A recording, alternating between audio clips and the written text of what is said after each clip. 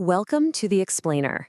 So, if you've been dreaming about working remotely from some amazing country in 2025, you're going to want to listen to this because the rules for digital nomad visas, they have completely changed. The old playbook just doesn't work anymore. For years, that digital nomad dream felt like this wide open frontier, right? You just pick a spot on the map, pack up your laptop, and go. But the big question now is it really still that simple?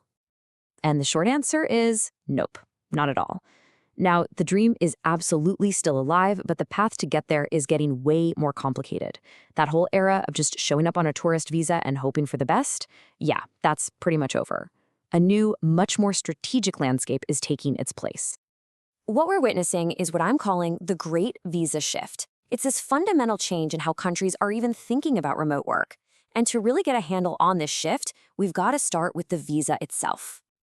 See, these digital nomad visas were created to solve a really specific legal problem. You can't legally work on a tourist visa. That's a big no-no. But you don't have a local job, so a traditional work permit is out. This visa bridges that gap. It makes it totally legal to live in one country while you're earning your money from another. Honestly, it was a complete game changer. So, how did we get from that simple solution to the new reality of 2025? Well, with more than 50 countries now offering these things, the market hasn't just grown, it's matured. And a mature market, well, that always means new rules. You can think of the early 2020s as the wild west of remote work visas. Seriously, countries were just throwing their doors wide open, trying to attract anyone and everyone with a laptop to help boost their economies. That era, it's officially done. Now they're being a lot more picky.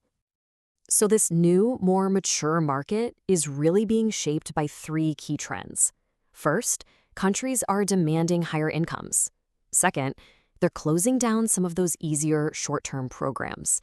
And third, they're getting way stricter about the legal and tax side of things. Let's take a look at each one. This number right here, that's the new minimum monthly income for Spain's digital nomad visa. It just jumped up to over 2,700 euros a month because now it's tied to their national minimum wage. The goal is pretty clear. They want to make sure nomads can actually afford to live there and, contribute to the economy, not just scrape by. Now, for that second trend, just look at Bermuda. They shut down their super popular Work from Bermuda program, and the official reason, as you can see, was to help free up housing for locals. This really highlights a new tension we're seeing everywhere, the desire to attract remote workers clashing with the need to protect local resources. It's a huge sign that the easiest ways in are starting to close. Okay, so if countries are getting more selective, what exactly are they looking for? This brings us to our next section where we're going to put a spotlight on four very, very different global strategies.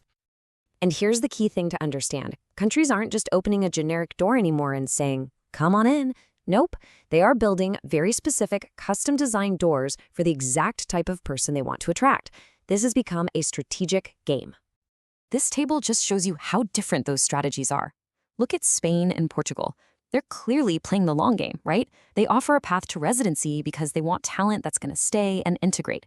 And then you've got Japan at the complete opposite end of the spectrum, a super high income requirement and zero path to residency. They're not looking for new residents, they're targeting a totally different person. Let's actually put two of these head-to-head. Spain is kind of the all-arounder. They're looking for long-term, high-quality talent that will eventually become tax residents. Japan, on the other hand, is the exclusive club. They want high earners to come for a short time, spend a ton of money, and then leave, which is exactly why they offer that tax exemption. See? Two completely opposite strategies. But maybe the biggest pivot of all comes from Portugal. Their famous NHR tax scheme, the one that offered huge tax breaks and basically made the country a nomad hotspot, is gone for new applicants. It's been replaced by a super selective program just for people in specific fields like science and tech. Everyone else? You're now facing standard Portuguese tax rates, which can go up to 48%. That is a massive, massive change in strategy. Okay, the landscape has changed, dramatically. So what in the world does this actually mean for you?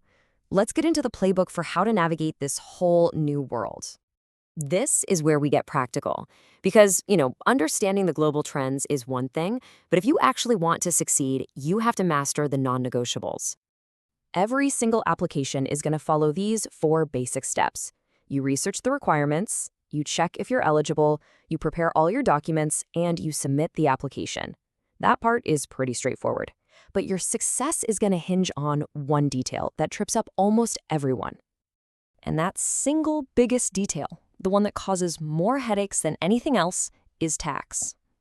This is not something you can just wing or figure out on the fly. You have to understand this stuff before you even think about applying. And when we're talking about tax, this is the magic number. This is the one you absolutely positively have to remember: 183.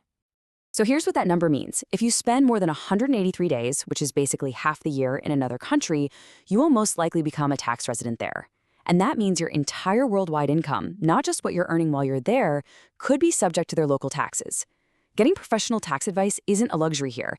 It's absolutely essential if you want to avoid some potentially crippling double taxation. Now, beyond the huge issue of taxes, every single country has its own unique and, let's be honest, sometimes really strange bureaucratic hurdles that you won't always find on the main government website. For example, you apply in Cyprus, get ready for in-country blood tests and a chest x-ray. Headed to Croatia, you have to show proof that you have a place to live for your entire stay right up front. And if you're bringing your family to Spain, you have to prove you have over 1,000 extra euros in income every single month just for your partner. These are the little details that can totally make or break your application. So, to wrap it all up, the world of digital nomad visas has really grown up. The gold rush is over. We've moved from this simple, attract-anyone model to a really sophisticated, strategic game, where countries are targeting very, very specific kinds of people. And that leaves us with one final thought. In 2025, the question you really need to be asking yourself isn't just, where can I go? It's, who is this country looking for, and am I that person? Because understanding the answer to that question, well, that's the new key to unlocking the world.